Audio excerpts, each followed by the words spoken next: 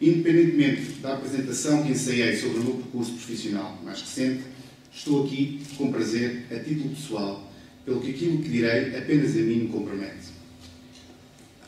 O que estamos hoje a discutir é o combate à corrupção no exercício de cargos e funções públicas. Trata-se de um combate fundamental e decisivo para a democracia e para a identificação dos cidadãos com o regime democrático.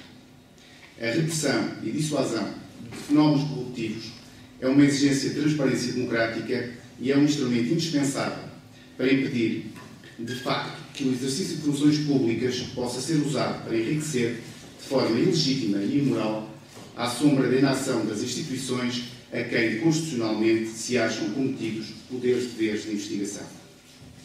O terreno da luta contra a corrupção deve ser um terreno de convergência e de conjugação de esforços e não deve ser pretexto para que cada um se limite a marcar o seu território e a tentar espetar a sua bandeirinha para dizer que se distingue dos outros. A plano de tal experiência, dir-vos-ei que hoje por hoje a investigação dos crimes de corrupção e afins deve assentar num novo paradigma. Um modelo de investigação que não se cinge nem exaura o seu exame ao facto e ao seu autor, procurando analisar a atividade criminosa no seu todo, numa perspectiva não apenas da reconstituição histórica do sucedido, mas de conhecimento em tempo real daquela atividade. As novas formas de criminalidade associadas ao fenómeno da corrupção não mais se conformam com a mera observação retrospectiva sustentada no raciocínio dedutivo e na reconstituição do passado. Uma investigação em cenário de autópsia, tal como foi já aqui referido, está quase sempre vocacionada para o fracasso. Urge robustecer a vertente preventiva da investigação criminal, apostando decisivamente e sem tibiezas numa forte componente proativa, antecipando, se possível, a eclosão de práticas corruptivas. Em todo e qualquer processo, um momento acontece em que a consolidação dos indícios probatórios recolhidos impõe que se promovam e realizem diligências com visibilidade pública, maiormente buscas e detenções. Quando os processos envolvem indivíduos de elevada notoriedade social ou política, esta revelação faz nascer dois outros tipos de processos: o processo mediático e o processo político. Nestes casos, o processo judicial funciona como fonte legitimadora daqueles outros processos, alimentando-os, sendo certo que os termos em que o faz são, a mais das vezes, desconformes com a realidade processual. E porquê? Por insuficiência comunicacional do sistema formal de justiça, que, perante um assunto de relevante interesse público, prefere refugiar-se no espesso manto do segredo de justiça, ao invés de revelar o suficiente e o necessário para cortar cesse quaisquer veleidades especulativas na área mediática. Os tribunais são um espelho da nossa sociedade, palco onde desfilam as tragédias da vida, assim se justificando a atração que suscitam junto do público e a mediatização da atividade judicial. Cabe ao sistema formal de justiça evitar a deturpação da verdade processual potenciada pelo silêncio a que ele próprio, voluntária e inexplicavelmente, se vota. Mas também, e muito, porque dá jeito. E dá jeito a quem e que propósitos serve? Serve os propósitos da defesa. Como ensinou Jacques Verges, o apelidado advogado do diabo, nos processos que visam políticos ou pessoas com elevada notoriedade social, a defesa faz-se não apenas, ou sobretudo, nos tribunais, mas essencialmente através dos meios de comunicação social. Tenha-se presente que as denominadas violações do segredo de justiça nunca aproveitam a investigação. O único interesse recogito por parte da acusação na revelação de factos processuais radica numa lógica quase mercantilista de autopromoção. Para além de espúrio, trata-se de um interesse absolutamente estranho ao sistema formal de justiça. Dir-me-ão que, do ponto de vista do sistema, é importante dar a conhecer que, no entanto, e parafraseando Galileu Galilei, ele se move. Todavia, este propósito cumpre-se com o mero conhecimento público do processo. Não se alcança em que medida um conhecimento mais aprofundado do processo pode significar um reconhecimento maior ou menor da capacidade do sistema. Mas mais, as denominadas violações do segredo de justiça têm efeitos devastadores na investigação, os quais podemos sintetizar num bem conhecido acrónimo e com assaz atualidade no dia de hoje: DDT. Descredibilizar, descentrar e torpedear. descredibiliza ou desacredita a investigação, descentra a discussão, desviando a atenção do objeto do processo, enfatizando-se o acessório em favor do essencial, e torpedeia o processo, veiculando meias-verdades ou mentiras convenientes em ordem à deturpação da verdade processual. Aliás, não será certamente por acaso que as denominadas violações do segredo de justiça acontecem no momento em que acedem ao processo outros sujeitos processuais que não os magistrados, os órgãos de polícia criminal e os funcionários judiciais. O processo face oculta é exemplo assaz impressivo deste axioma. Com efeito, atuando da emissão de mandados de busca, prevendo que os arguidos a serem constituídos enquanto tal, na sequência daquela diligência, pudessem procurar uma estratégia de defesa que passasse pela divulgação pública de partes do objeto do processo, entendemos, e o pai da ideia está ali, foi o Dr. João Marcos Vidal, marcar os mandados de busca com símbolos distintos para cada um dos arguidos, por forma a que fosse possível identificar o eventual responsável por aquela publicitação. Pois bem, o que se previa aconteceu, e assim no telejornal da RTP, daquele dia 28 de outubro de 2009, os mandados de busca, com os factos que então compunham o objeto do processo, foram exibidos. Acontece que, ao selo, quem o fez não reparou na marca nele aposta e, ao exibi-lo para credibilizar a notícia, deu a conhecer o autor da violação do segredo de justiça. Tratava-se de um arguido do processo, arguido esse que não só foi condenado no processo face oculta, como foi no processo de violação do segredo de justiça.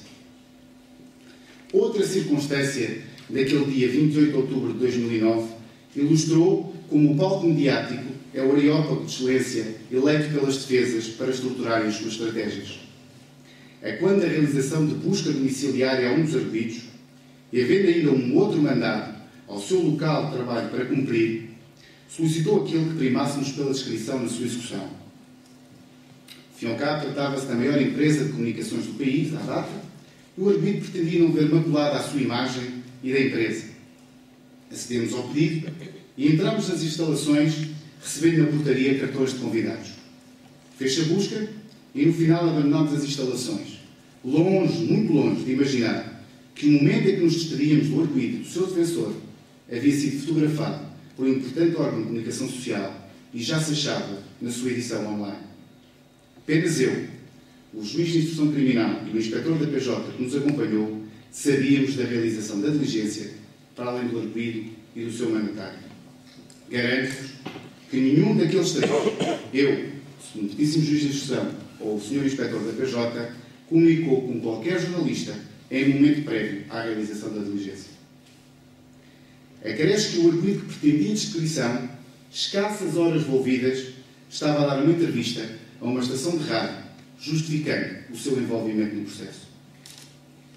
Retomando as palavras de Jacques Verges, a politização do processo pode implicar um conjunto de estratégias que passam, inclusive, por criar factos apenas imediatamente prejudiciais e apresentar depois, vantajosamente, como vítimas deles, quem é demandado na justiça como autor de um ato ilícito.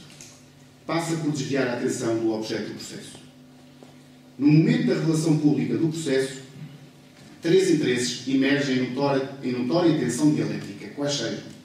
O interesse do Estado na realização de uma justiça isenta e independente, poupada a intromissões de terceiros, a especulações sensacionalistas ou a influências que perturbem a investigação. O interesse de evitar que o arguido, pelo conhecimento antecipado dos factos e das provas, atue de forma a perturbar o processo, dificultando o aparecimento daqueles e a reunião destas, se não mesmo a subtrair-se à ação da justiça. O interesse do mesmo arguido em não ver publicamente revelados factos que podem não vir a ser provados, sem que com isso se evitem graves prejuízos para a sua reputação e dignidade. Mas também o interesse da comunicação social em informar e dos cidadãos em serem informados. Importa, por isso, encontrar critérios que permitam conciliar os diferentes interesses em conflito. O processo judicial, o processo mediático e o processo político não se interpenetram tripartidamente. Se o processo judicial é a origem e causa do processo mediático e do processo político, já assim não acontece com estes relativamente ao processo judicial. São dois círculos secantes que se tocam sem se interpenetrarem. Ou seja, por muito que as estratégias de comunicação da defesa pretendam fazer crer que assim acontece, o certo é que a pretensa contaminação do processo judicial pelo processo mediático e político não se verifica. Ao processo judicial são absolutamente estranhas quaisquer considerações trazidas à colação pelo processo mediático ou político que não conheçam reflexo ou correspondência no processo judicial. Como dizia Alberto Reis, o que não está no processo não está no mundo. Todavia, e ainda que assim seja, o processo judicial não pode ignorar a interpenetração recíproca entre o processo mediático e o processo político. E não o esquecer, tem que, na procura da conciliação prática dos interesses de investigação, dos arguidos e da sociedade, corporizada esta pela comunicação social, criar uma política de comunicação eficaz. Eficaz no sentido de obstar à propagação de inverdades, mentiras ou falsidades, em ordem à preservação dos interesses de investigação e dos arguidos. Assim, para tanto, proponho, de iure constituendo, a criação daquilo que designei por plataforma comum de comunicação, a qual consistiria no estabelecimento de um perfil de comunicação veiculado oficialmente e por acordo entre os diferentes sujeitos processuais. O juiz de instrução criminal promoveria uma reunião entre o magistrado do Ministério Público e o advogado de defesa no sentido de consensualizarem o que e em que termos podia ser alvo de divulgação pública. Fim do segredo interno, os diferentes sujeitos processuais, com a mediação do juiz de instrução, definiriam a extensão do segredo de justiça externa.